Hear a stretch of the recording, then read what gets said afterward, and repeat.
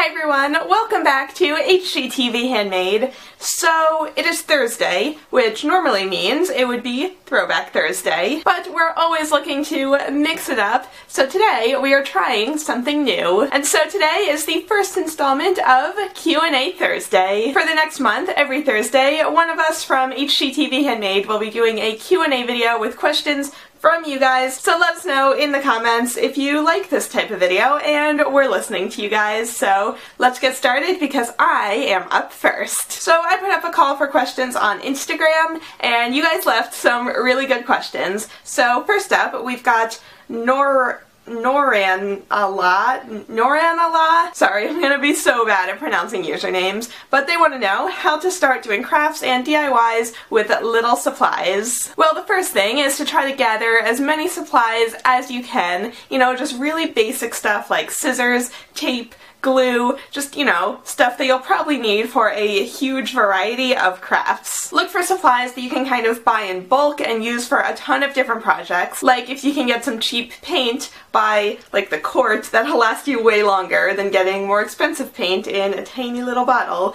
And for most craft projects, like, it'll look exactly the same. For stuff like patterned paper, you can always draw out patterns yourself on plain paper, or you can photocopy patterns to get much cheaper patterned paper, and just try to be realistic about the types of crafts that you are attempting. If you see some massive project on Pinterest that takes up like an entire wall, maybe you don't have the resources right now to recreate that, but maybe you can be inspired by it and make a little, you know, framed version of it that takes up a little less room and uses less materials. Also, don't be afraid to ask around and see if anyone has craft supplies that they're not using anymore that they could just give you. The drifter in me wants to know how I went from typography and graphic design into doing crafting for HGTV. I feel like this is kind of a misconception with me because I've been doing crafting on YouTube like basically since I started my channel and since I started regularly posting videos. Like, this was my first DIY that I ever posted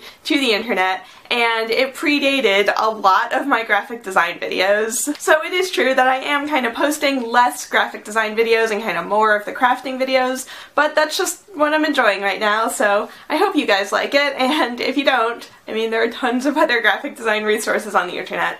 It's not just me, so I'm sure you can find some other stuff that you like. Cece Bauer wants to know what is my setup for photographing craft and design projects, and I'll be honest with you guys, I am kind of the worst at this. I have a Canon T3i, which I'm filming on right now. It's my main camera, and honestly, just having such a nice camera makes photographing my projects a lot easier because I literally leave everything on auto. I took so many photography classes in college, and like, I know the ins and outs of doing custom whatever, but for my own workflow I just prefer to shoot everything on auto and then adjust it in Photoshop or Premiere later on to kind of adjust the colors and all that. Buxy Bar wants to know what is one area of the craft world that I've always been a little scared to try and why, and that would probably be sewing with a sewing machine. I've been meaning to buy a sewing machine for years now, and I just haven't done it because they're kind of expensive and I don't really have a good place to put it,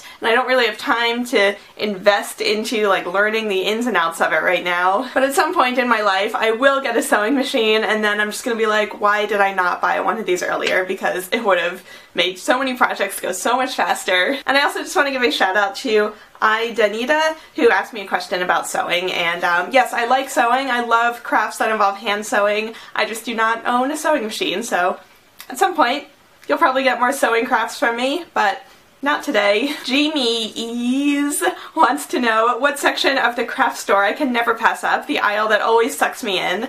That would probably be the paper aisle, like all the scrapbook papers, because each sheet is so cheap. They're like less than $1, but then I'll buy like 20 and then also a pad of scrapbook paper that's like half off but is still like $10, and then also a bunch of other things, and then before I know it I spent a ton of money. But yeah, I love looking at all the different papers, the textures, the patterns, and it's my favorite. I wish I could go there right now. Draw Origami wants to know, how do you cut cleanly with an X-Acto knife?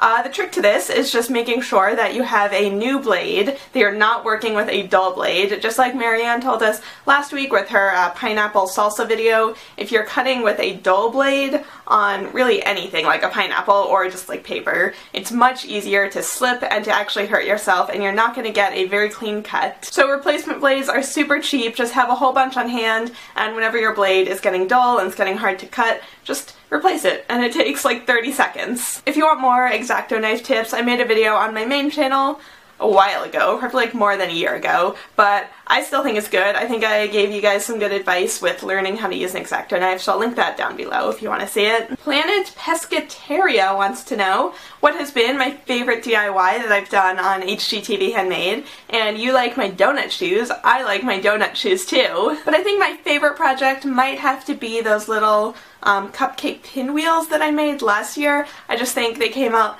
so cute, and the photography ended up beautiful because it was so colorful that my camera just picked it up really well, and yeah, I just still think they're adorable. Waterlily 1988 wants to know, who's that creeping over my shoulder? That would be Bobble John. It is a bobblehead of YouTuber and author John Green. I bought this years ago. They sold them for his birthday, and I think they made like 1,000 of them, and I bought one. And I'm just so happy that I did because I think he's so funny, and I've dressed him up for so many holidays, and yeah, he's my favorite. Unfortunately, last time I moved, I dropped him and his head fell off, so now there's like a crack in his neck, and it's not quite straight, but it's fine. And then finally, our last question of the day. Kaylin Cake wants to know who some of my favorite YouTubers are. I am obsessed with Mr. Kate. We actually had her on HGTV Handmade for a Q&A video with her last year. I love Florida Force. I love her haul videos and her beauty videos. I'm really hoping I can meet her at VidCon. Crossing my fingers on that. And I'm such a big fan of what Lauren Fairweather has been doing with her channel. I've known Lauren since 2007, 2008, it's been a long time now, and her crafts are all super adorable. So that's going to be it for my Q&A video, but we're gonna do kind of a fun thing where at the end of our video we're gonna ask a question for the next Q&A video. So Meg is going to be up next, and my question for Meg is, if you could do a supermarket sweep style shopping spree of the craft store, which aisle would you start in? So besides that question, Meg will also be answering questions from you guys. You can leave questions for Meg down in the comments. Since mine was first, I did them on Instagram, but in the future we'll all leave questions for the next Q&A in the comments of the current Q&A. Does that make sense? Alright, I don't want this video to get too crazy long, but thank you guys for watching. Let us know what you think of this Q&A video idea, and I will see you all again next week. Bye everyone!